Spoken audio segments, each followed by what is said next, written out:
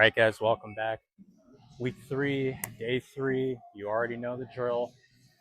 We skipped the wrist flexion, wrist extension, and hangs today just because I was having trouble holding my weight. So I'm trying to preserve every ounce of forearm and grip strength that I have into doing these spleens.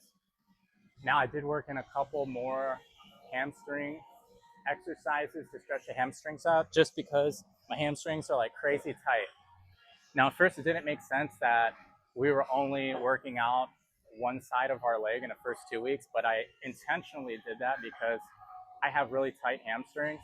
I didn't want to have like over tight, over exhausted quads and hamstrings at the exact same time. So that's part of the reason I did that. So that's why if you were paying attention, we started doing like a leg curl this week. So they're a little sore, but I stretched them out pretty good. So I think we're going to be good. I'm going to watch my weight though. I'm going to do this as just like a practice set just to make sure everything's going good.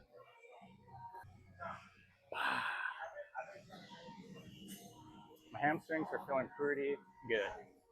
So good news. Let's put some real weight on there. All right, guys, you know the drill. Starting off with 185 here. Let's see. Let's do some quick math here. So 185, our goal. Wow, our goal is 4 plates, which is 405. So all we have to do for 1 rep max at the end of our program here is our goal is add 2 plates on each side, plus 2 tens on each side. That's a lot. Hey, we're gonna get it though. We're gonna get it. Starting off with this setup here of 10 to 15 with 185. Let's do it. Less than halfway there.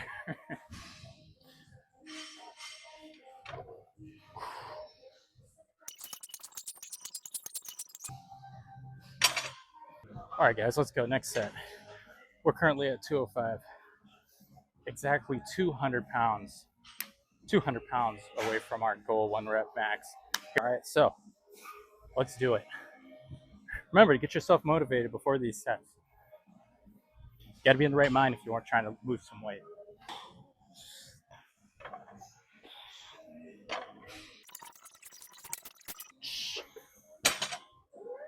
Almost lost my grip there. All right, guys. Yes, microphone is on. So you guys know the usual drill. It's 3 to 4 sets. Occasionally, I've been breaking that rule. If I'm feeling really good, if I'm feeling like I'm not going to hurt myself, I'll make compromises here and there just to start testing my body out to see if, first off, if I can go to failure without it affecting me a long time, which is really good. And second off, just because, like everyone else, man, I'm getting kind of antsy. So I'm going to try again. Instead of doing the 4 sets, I'm going to do a 3rd set. I'm going to try to go to failure. My grip gave out last time, so I'm hoping I might be able to get like a couple more in this time. It's these minutes right here where you need to focus up. You know, we're a community here. I share everything with you guys, and you just have to, for me, like, I have to get into the mode. I have to get into the mood to want to be pushing heavy weights. Like, hey, the things that drive me are, hey, you know what? Like, we weighed myself at the beginning of this. I was 147.7, or it's 149.7 pounds. Weak piece of shit. That's what I was. You know, so it's just stuff like that. You know, I start thinking about that kind of stuff. I start thinking about how I have to get to 405. I'm literally weak as shit right now. I'm light as shit. Sopping wet, I'm probably 150 pounds. You know, I don't really pay too much attention to the scale. I'm probably not going to weigh myself until who knows when, but 149.7 pounds is just ingrained in my brain. I need to move this weight. I need to move this weight. And I get to the point where my heart starts racing and beating, and I start kind of shaking. And that's the time when I'm like, all right, I'm ready to do this. I'm going to hit as many as I can go. That's going to be the only way that somebody that's like my size is starting off my kind of weight is going to get to the 405. That's literally the only way, pushing yourself. All right, let's do it.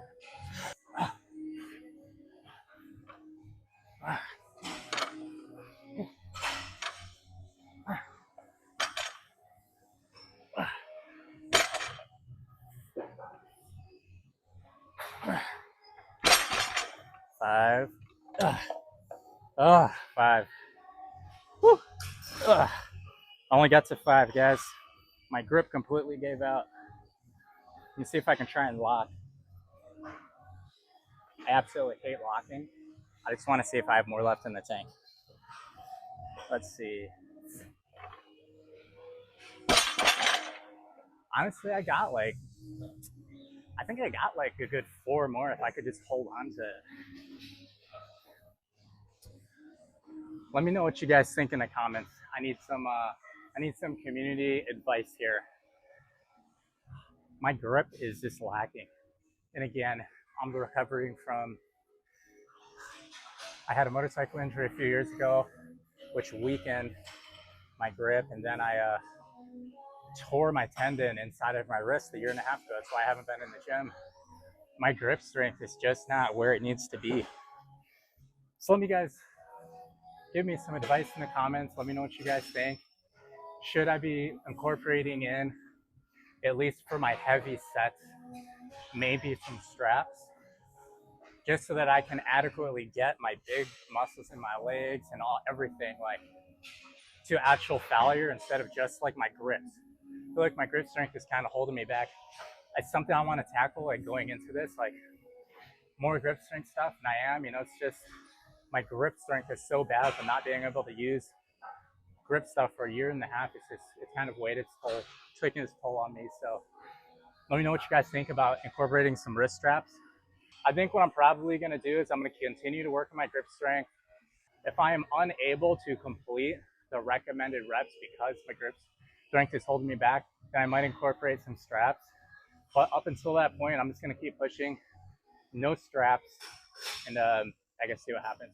Next hot topic of debate. Is it valid to work out with wrist straps or not?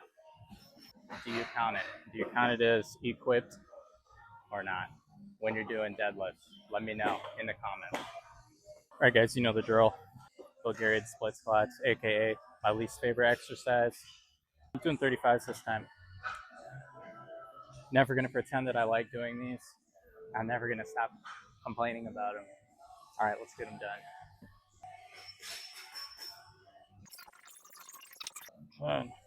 These things suck, but they burn, and it's like a slow build up, all encompassing burn on your entire leg. And like, these things absolutely suck. I hate them, but honestly, I think it's the secret to getting a strong squat. All right, set number 2.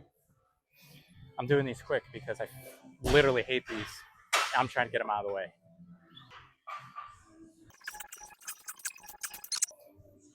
So for these ones here, it's not about small range. You got to really get a good range of motion. You want to get the burn throughout a lot of your range of motion. So you notice on me, I go down until I almost hit my other knee on the ground. And you don't want to rest like this. This is bad. Keep the tension on your muscle.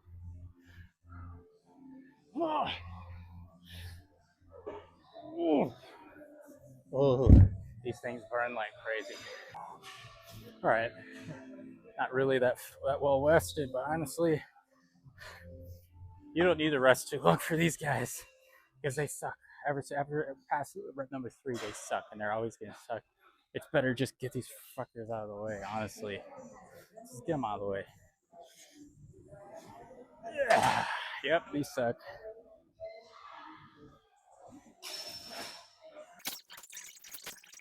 If you're having trouble with these, you're probably trying to balance your weight between both your legs. It honestly feels like I'm doing a 1-leg squat. All my weight is on my front leg.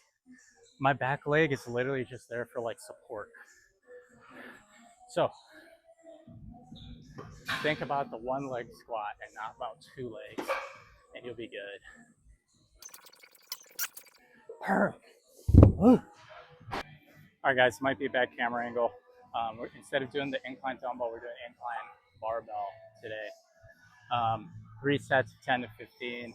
I'm just gonna put like 25 on each side, see where I'm at. Okay, let's hit it.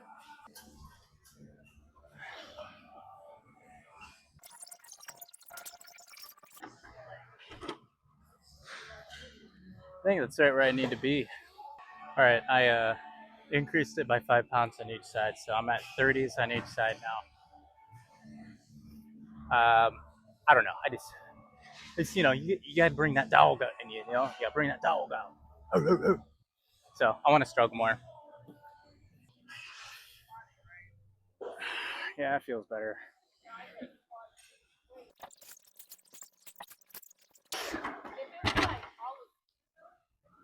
Yeah, a little bit better.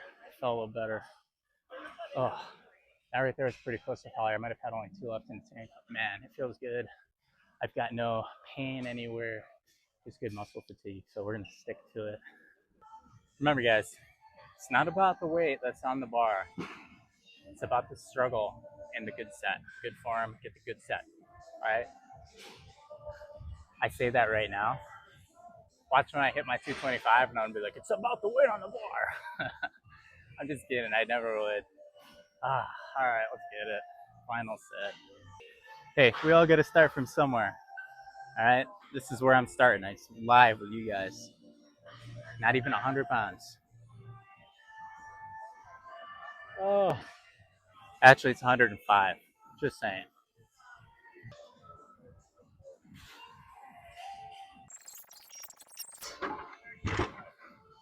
Uh-oh. Struggled early. Struggled early. Still got 5 left. Struggled early.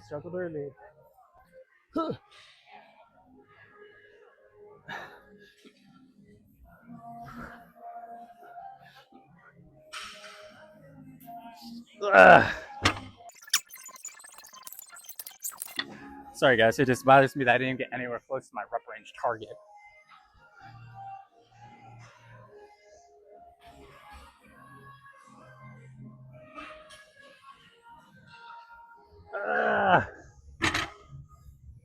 There we go. Okay. We got day 3. This is chest supported row. Now, this is an emphasis on your muscles in your back. All right. So if you've noticed on day 2, when we're doing rows, we're doing dumbbell rows, we're doing barbell rows, all of that's free weight. Okay. So that's the reason why we do a chest supported row on day 3. On day 2, we do a free weight row, barbell, singles. Dumbbell, singles, barbell, bent over. That's the reason for that. Okay. So just letting you guys know.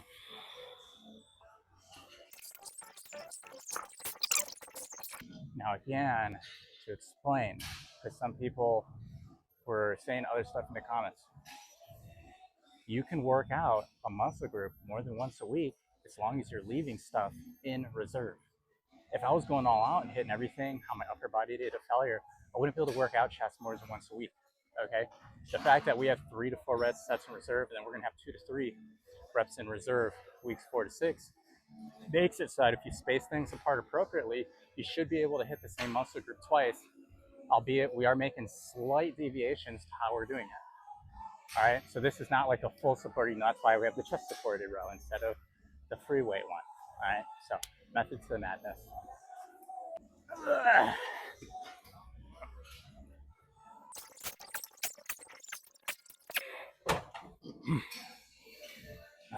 There we go. Trust me, guys. Trust in the process. Okay, your back's gonna get big. Trust me. I'm already noticing changes. I'm barely like week 3, which is cool. No complaints from that.